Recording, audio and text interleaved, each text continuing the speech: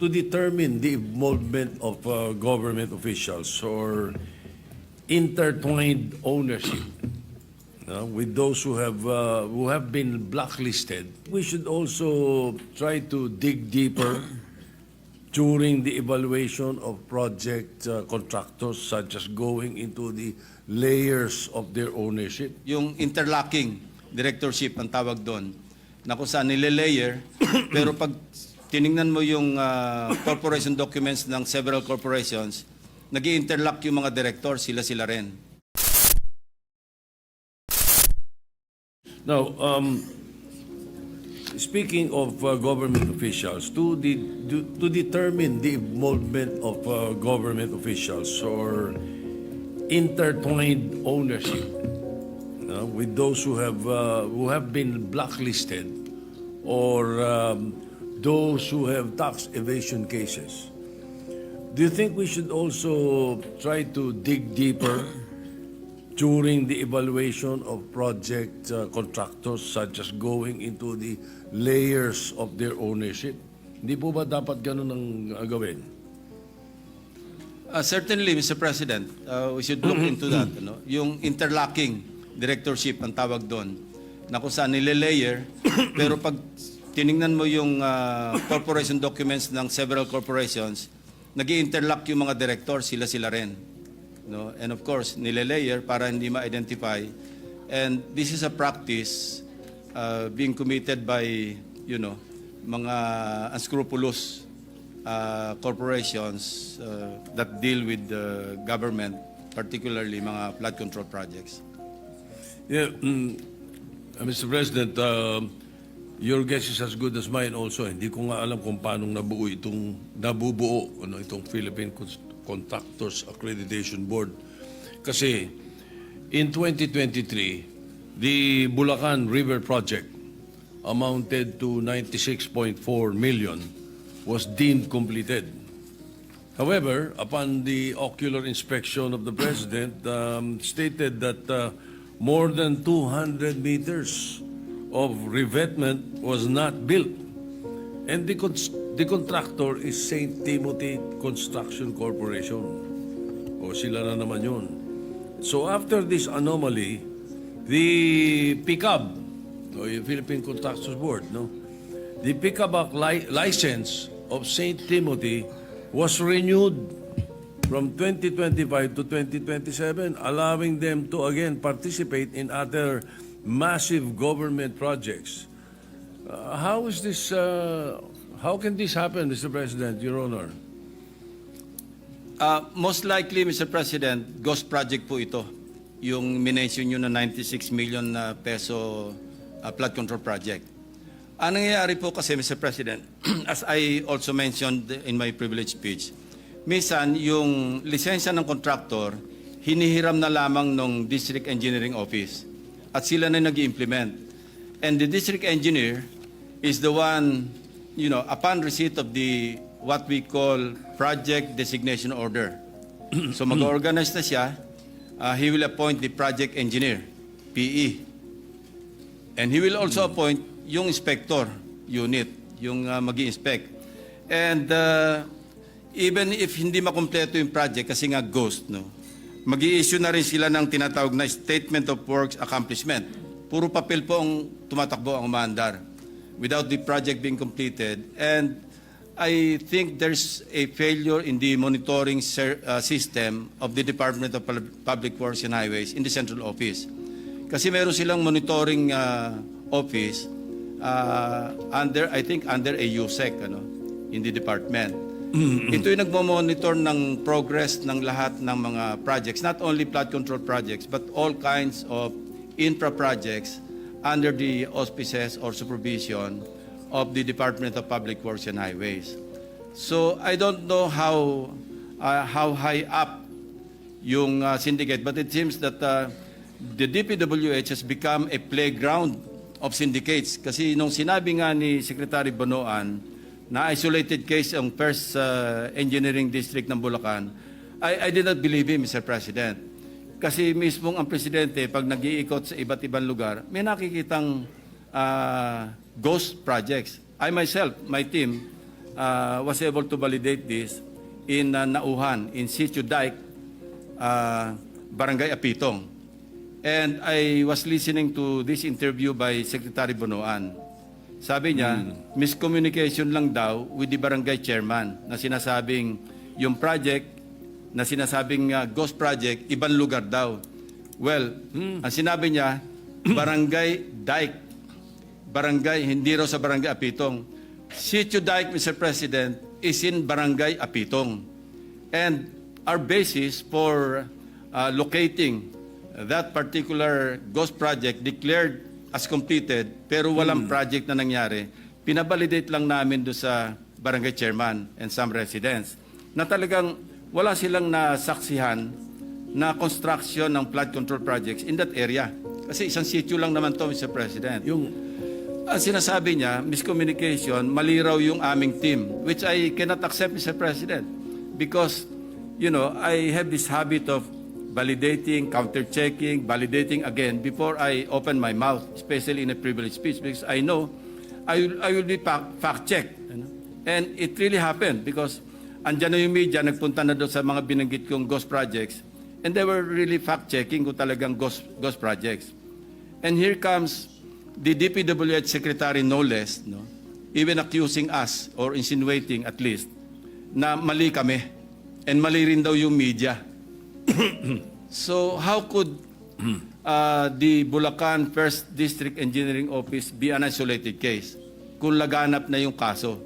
And man you, Mr. President, yung ginawa namin, in-undertake lang namin mga case studies because I already anticipated that line na hindi isolated case yan. Actually, we were ready to deliver, I was ready to deliver my privilege speech after Nauhan or after Oriental Mindoro. Sufficient na po yung mga case studies doon. But I told my staff, let's wait a while kasi sasabihin check yan, isolated case yung Oriental Mindoro. Let's go to other places.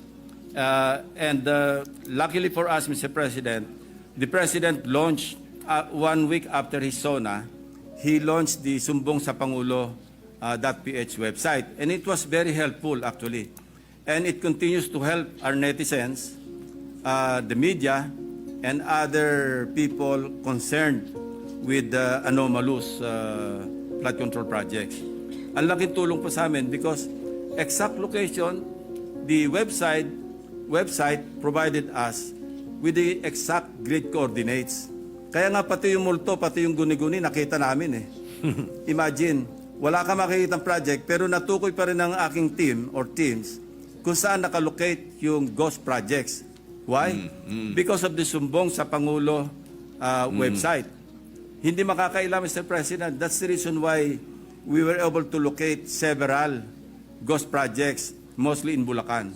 Kasi as I also mentioned in my privilege speech, yung Bulacan First District Engineering Office, yun ang pinaka-notorious, at least from where I sit, Mr. President. Ginoong Pangulo, Mr. President, ngunit kung completed na yung project, pag sinabing deemed completed, nabayaran na to. Babayaran, Mr. President. Babayaran o nabayaran na? Nabayaran. And there are several signatories like for a project inspection, it has to be declared complete para ma-release yung payment. Pipirma dyan yung inspectorate team, yung assistant district engineer, and the district engineer, at kung sino-sino pa. Paano pong nakakalusot yan? Di alam nila lahat.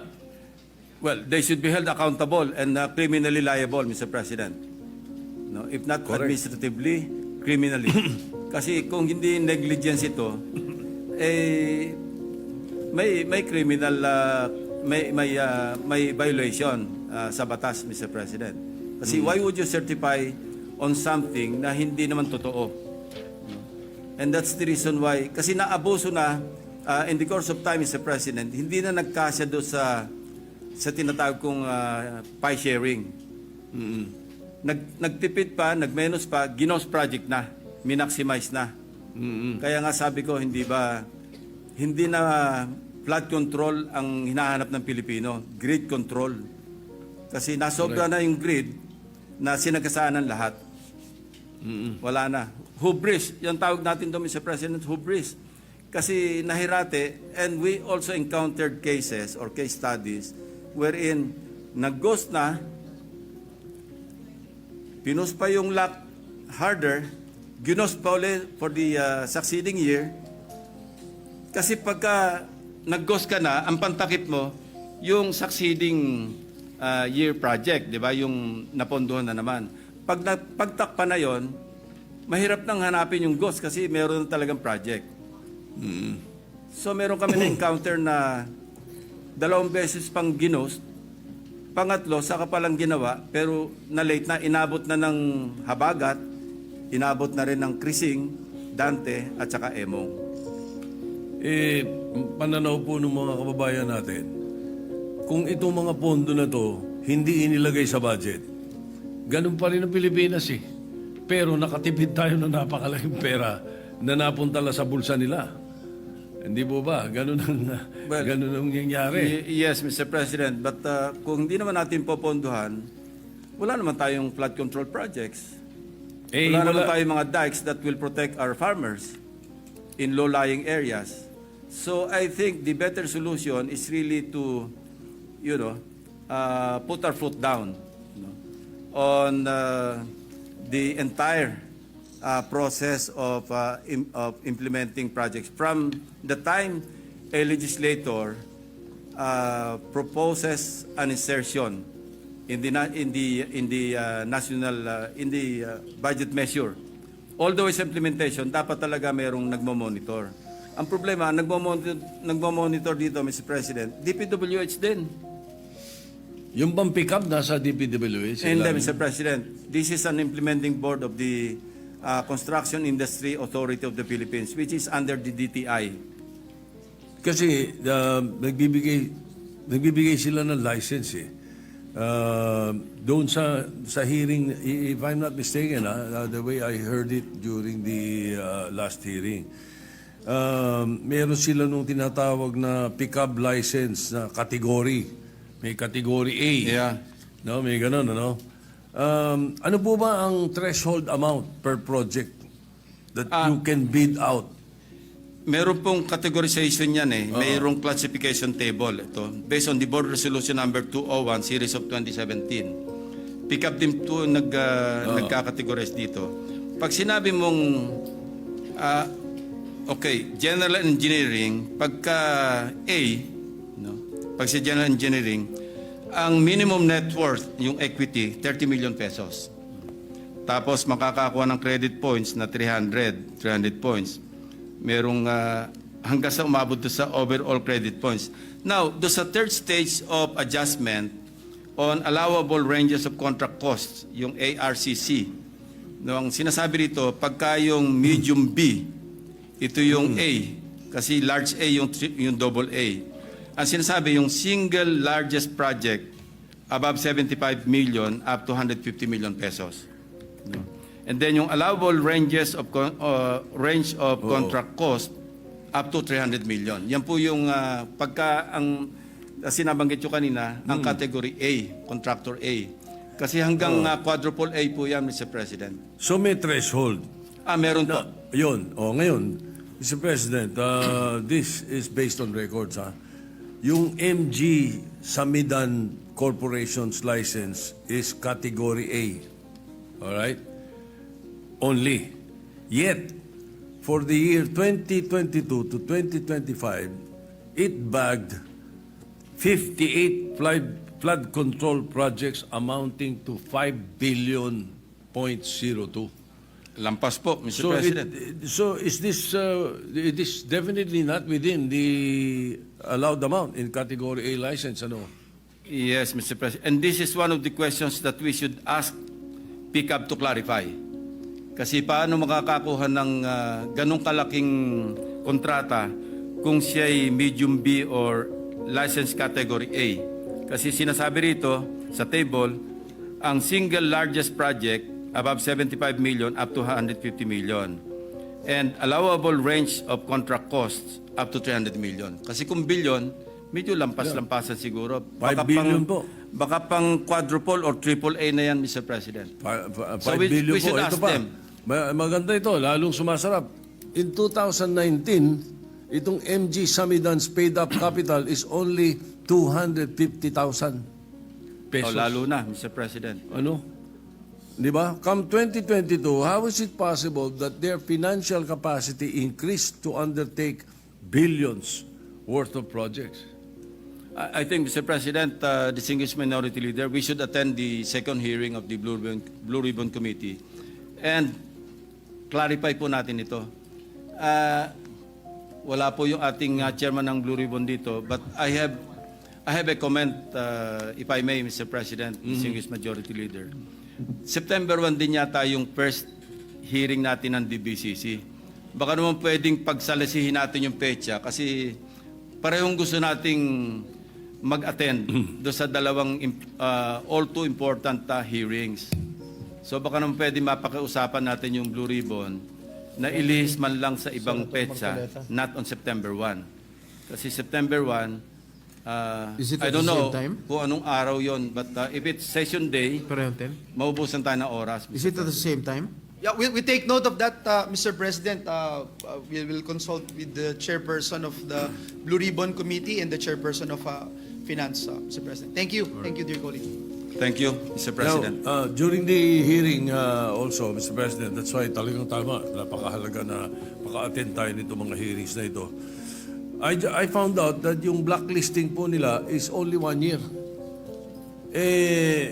I feel that it's too lax a penalty for being blacklisted.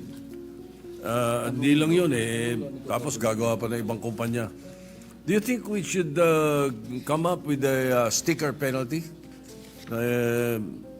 Let's say 3 to 5 or 3 or 5 years. Pag na-blacklist ka, dapat 5 taon, hindi ka pwede. What do you think, Your Honor, Mr. President? Mr. President, I was told that the creation of PICAB is under Republic Act 4566. And I think we should revisit RA 4566 para ma-check natin itong, I won't say anomaly, but itong probably, kailan i-update natin yung batas, Mr. President. Good, Mr. President. At least we would be able to look into that piece of legislation. Now, May I know what construction company are you referring to?